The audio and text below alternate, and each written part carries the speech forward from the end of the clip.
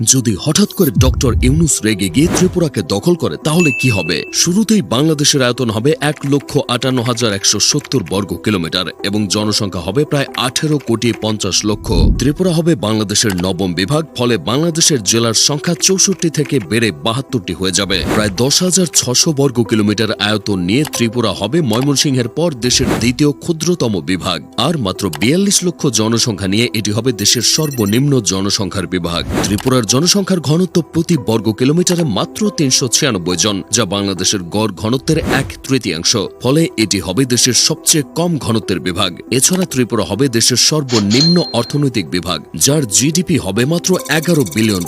মাথা পিছু $২,৬৪২ জিডিপি নিয়ে এটি হবে বাংলাদেশের ষষ্ঠ ধনী বিভাগ, যার অবস্থান হবে খুলনার পরে এবং ময়মনসিংহের ঠিক আগে। ত্রিপুরার ৮৩% জনগণ হিন্দু ধর্মের অনুসারী, ফলে বাংলাদেশে হিন্দু জনসংখ্যা ৭.৯৫% থেকে বেড়ে ৯.৬% হয়ে যাবে।